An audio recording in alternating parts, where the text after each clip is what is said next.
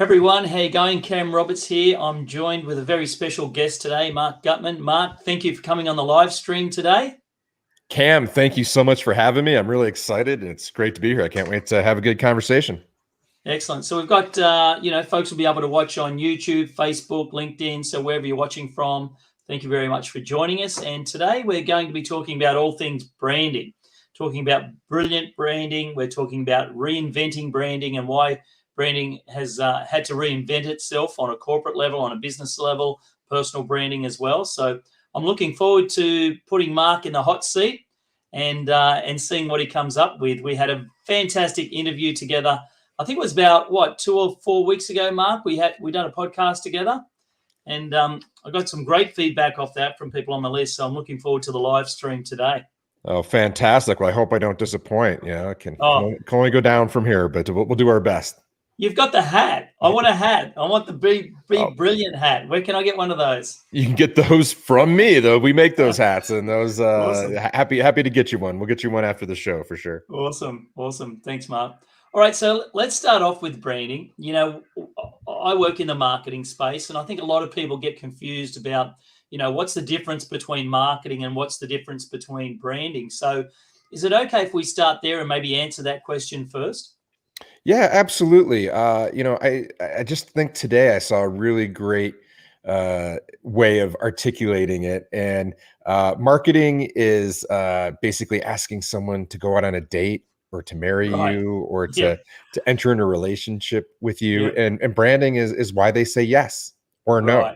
So I think I loved the way that was presented. I thought it was really simple, but in more technical terms, the branding, and I subscribe to the definition of brand is the gut feeling someone has about your products or services.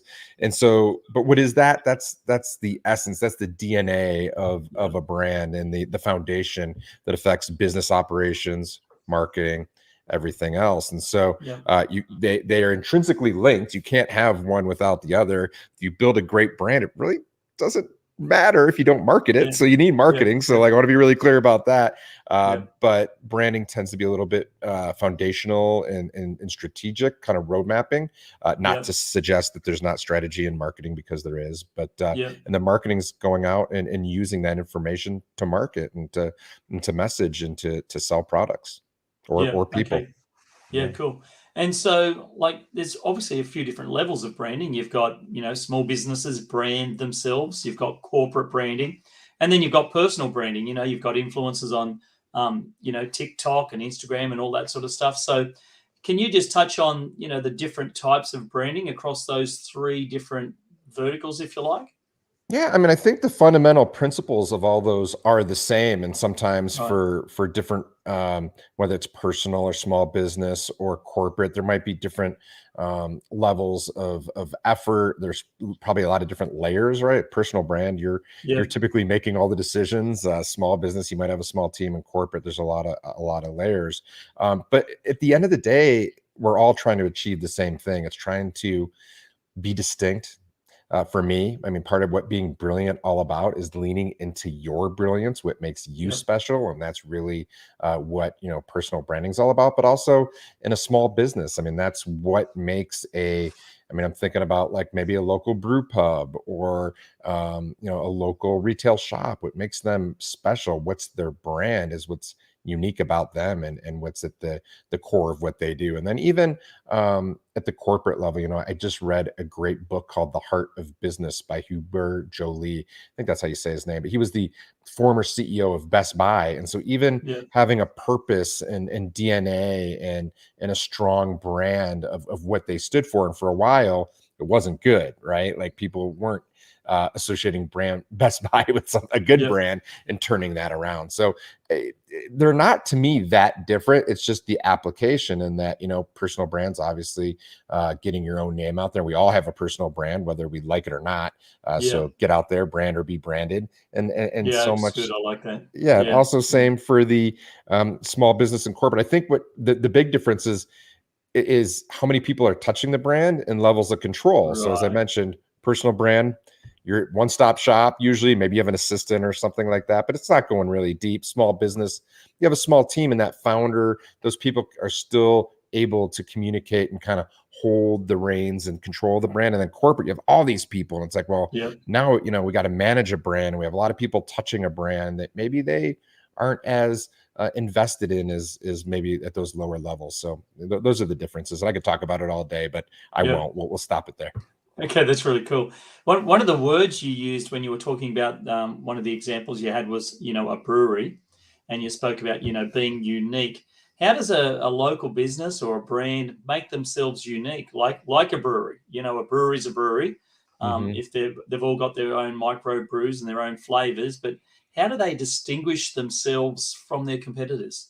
Yeah, I mean, it's a great question, and because a lot of brands don't do a great job at that. No, that's I right. mean, Yep. there's a lot of breweries. Yeah, I live in Colorado. Like you can't throw a stone without hitting a brewery here. Yes. It's probably why I used this as an example. I was just like, what Yep. businesses do we have? We have breweries Yep. everywhere. Yep. So there's a couple different things, right?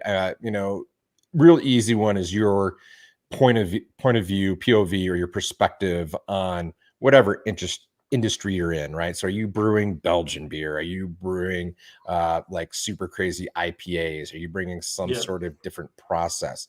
But a lot of that actually stems out of your beliefs and your worldview of what function beer has in the world. Like, should it be hoppy? Should it be enjoyed in a certain way? And so I think for small businesses, like a brewery, the number one thing they can do is lean into who they are, which is that DNA usually comes out of the brewery, the founder, things like that. Yep. But what I'd also caution them to do, and I think this is very common across most businesses, not just small businesses, what do? We go like, oh, that brewery is really successful. So you go to their website and you start to like, I like what they're saying. I'm going to say the same thing.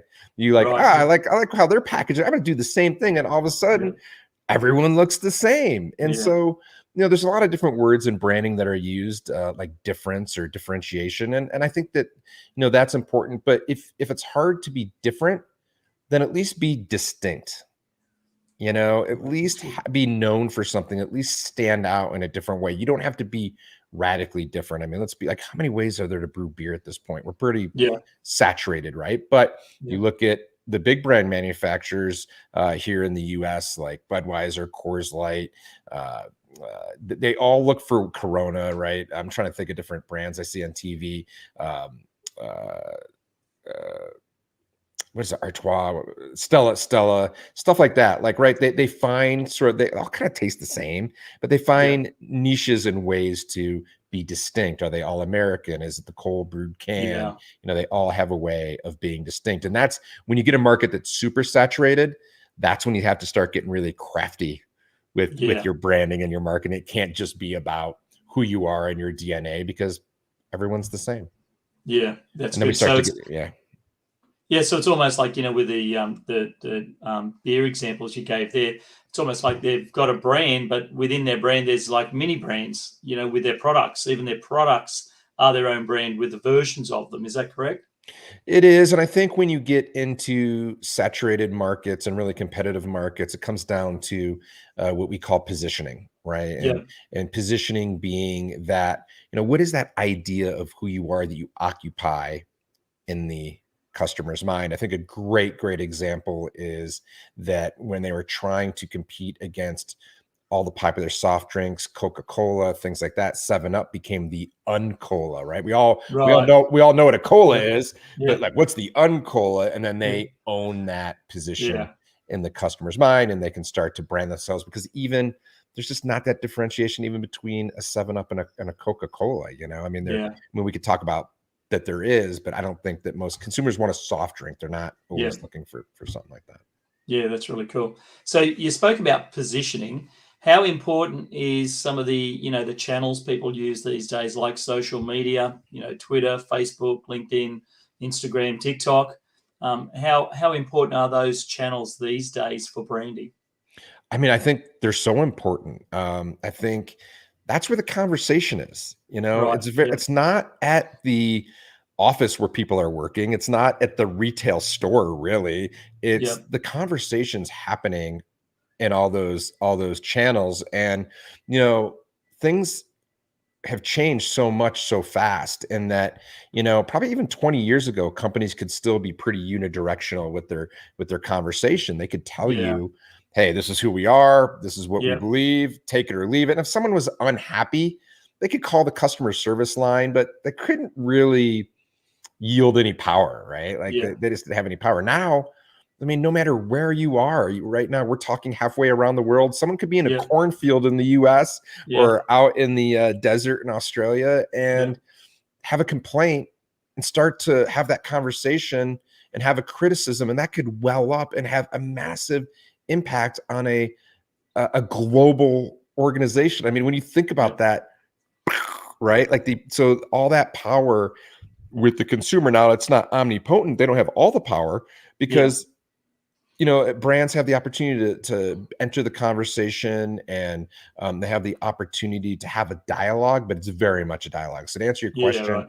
yeah, I mean, it's so important to be on different channels. Which ones? We could debate that. I think it's just important to be there, certainly where your customers are, certainly Yeah. where you can show up and you have a command of the platform. If you can't show Yeah. up on TikTok and be fun and cool, and then like, your customers are going to call you out on it, go someplace that's a little less cool, Yeah. like maybe Yeah. Instagram or something. I Yeah. don't know, or a little less hip, right? And like, Yeah. just find that channel where you can have the authentic conversation. And it's much like, it's funny, we're talking a lot about beer. I don't work with a lot of beer brands or anything like that, but it's when you choose to go to a brew pub or when you choose to go to a bar, it's like, where do you go? You go where, Yeah. the conversations that you want to have, or the music that you want to listen to, or the Yeah. That's right. kind of That's the good. setting is, and these social media channels are much the same way. Yeah, excellent. So once a company, organization, or individual identifies which social media channel they feel comfortable with, and also which one they've identified their buyer personas are on the most, what are some little tips you can, give people about branding and what they should be putting out on their content? Because I see a lot of people, that we work with and come to us, and they've really got no idea about what they should be posting.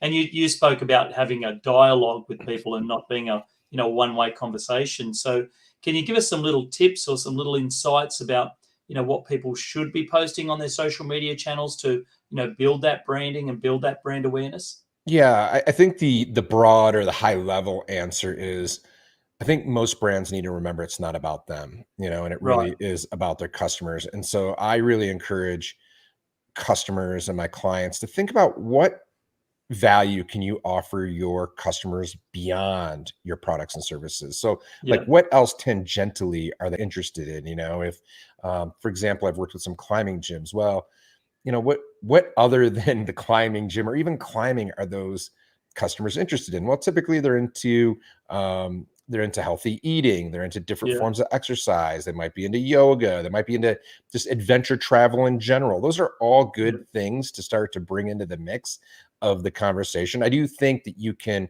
also obviously put your products and services on social, but if it's just this like snapshot of me, here's my products, here's my services, no one cares. I also think that, using it as a real-time communication platform, if that's your audience. So I have a lot of clients that like literally post like, hey, this is what's going on today, here's a Yeah. Right. special, That's like, good. and people that consume that content, that's their calendar.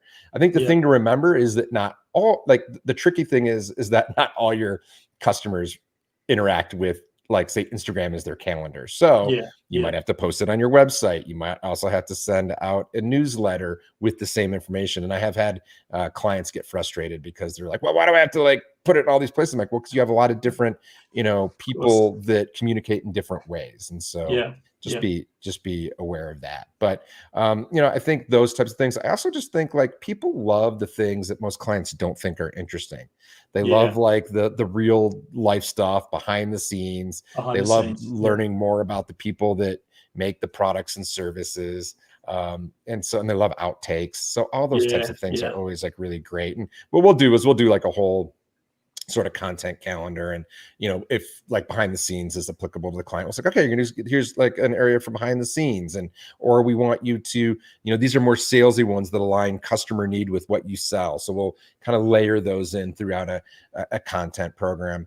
I also think that like, if you have people, the best social media people on your team are probably the people that consume and participate in Yeah. social media. Yeah. And Yeah. I work with clients, like we do some TikTok stuff, and I'm not really into it, but we have people on the team that come like, oh, I saw this trend on TikTok, and then they'll leverage that trend with a social post for a client, and like, so stuff like that, I mean, that's Yeah. all really easy and low hanging fruit. And as you know, and then I'll wrap up my answer here, like, just go with what your strong suit is. I'm really active on Instagram.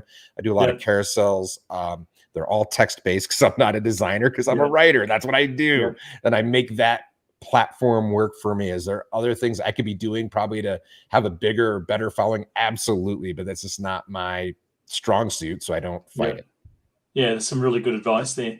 You're talking about, following your strong suit. You spoke about, changes and all that sort of stuff. How are people need how or do people need to reinvent their brand in any way, shape, or form with the way the world's, different and changing because of what's happening, with pandemics and COVIDs and lockdowns and all sorts of things like that, working from home. How do you see branding changing or reinventing itself? Oh man, absolutely. I love the question because I'm kind of obsessed with this topic right now on a couple different levels. I think COVID's forced us all to think about reinvention. I mean, you see Yeah, now there's never been more job changing going on totally. in the 100%. world. I mean, and Yeah. people are rethinking and reinventing what they do, but also brands need to rethink of what value are they providing. I mean, just think about like office buildings as brands, like Yeah. what value they're going to have to start thinking about. How can they present something different and of more value other than just this workplace where workers felt like they were kind of being sent to jail for the week or whatever, and Yeah. they had to That's log right. in. And I Yeah. think a big part of what we do in branding, especially with some also, like, as soon as you become like a kind of a more than just a couple people, for us, there's the brand begins with the internal brand. And so Yeah. how are and I've been thinking about this a lot, like, how are companies communicating that internal brand? How are they involving their employees in this digital world? I mean, little things like everything from like Zoom backgrounds and brand Yeah. welcome kits, and like, how do we get people to really understand the brand DNA? Because in the pre-COVID world, it was kind of like puppies, right? You take a puppy and you put it with an old dog, and it learns like kind of the roles and how to be. Well, workers are like that. You bring in young workers, and they learn through osmosis and through interacting with established workers, but we don't have that anymore. So Yeah. how do you get that brand DNA, the values that kind of come out intrinsically when we're all working together? How do you get that down and communicate it through people so you don't lose any brand equity? And brands are just being forced to reinvent. And you know, when people started branding, even I think like, as recently as like 20 years ago, it was a kind of this one and done or once every like generational thing where you'd Yeah. refresh it. Well, now there's constant reinvention because the That's right. world's Yeah. moving so fast, and people's insights, and people are so much more informed, and you just have to keep reinventing. And I think even us as branders, as marketers, like, I know in my business, I have to keep reinventing and thinking about, okay, what's going on? How is this changing? Like, what do people really need now? Instead of thinking about just selling them what they needed maybe pre-pandemic. Yeah, that's really good. And one example I know is the seminar industry, live events. So even as we kind of come out of COVID and you can still do live events, like a lot of seminar companies and conference companies and conferences and things that run usually, live 3-day type event, are now giving people the option. You can kind of come to the event live, or you can stay at home and watch it on your computer. And that never happened. Like, if they did that like 2 or 3 years ago, most people will go, oh, no, I won't come to the conference. I'll just watch it, on Zoom or something. So there's been a massive shift there as well, in the live event and the corporate, conferences and that sort of thing. So I think we're going to see more of that moving forward. Oh, absolutely. And right, and so much has changed. Like, I'm sitting here on a high def DSLR camera and a podcast mic that the Howard Stern show uses. Like it's not that expensive, Yeah, like this prosumer kind of communications equipment's well within the grasp of almost anybody. So now you can have this like completely high quality remote event. It doesn't cost a lot. I was a part of a hybrid experience for a training, for a speaker training, actually. And then they try to take it one step further and like, how do we involve and have the people remote interact with the people that are live? And they did some things really well and some things they learned from, but like they were asking the right questions, and I think we're just going to see this almost really cool interactive world, and people are going to be coming up with new solutions to these problems, because sitting kind of static for 6 hours isn't that fun. But if you can engage me and we can be part with the live audience, I mean, yeah, why would I? I'd love to come to Australia, but maybe I can't, for an event. And then that way I can still participate, I can still gain knowledge, I can still feel like I'm part of a community. And I think what that makes me think of, back to some of your other questions, I mean, what social does as well is it helps you build community, and customers are so much about aligning with brands and aligning with their community, and they may or may not realize it, because it's just happening kind of organically. I'll even find that like I end up on a message board, or I give a review, and all of a sudden I'm like getting sucked into some of the someone else's brand community. So these types of events help with that too. Excellent. Now, Mark, we're almost out of time, but before we wrap up, is there anything else you want to share with those on the live stream and those watching maybe the recording? If you're watching the recording, love for you to, I put a lot of stuff out on Instagram at Marc Gutman. You can always access, it should be up by tomorrow. We just moved our website to Webflow from WordPress. If you have any questions about that, I'll tell you all about that and how that went. But I kind of have a collection page at wildstory.com/goodstuff, always to reach me. But, what I want to tell you is like, think about your brand. Like, now is the time. If you've been putting it off, go work with a branding professional in your area, help the local economy. But like, be thinking about, what your purpose is, what the brand DNA is, and how you can be distinct in your marketplace so that you can win and beat your competition. Because I want to see you do that. Excellent. Very good. And we'll make sure we put those links in the first comment wherever you're watching this on the internet. So thanks very much, Mark, for coming on the live stream. Cam, thanks for having me. It's always a pleasure. Can't wait to do it again. Cheers.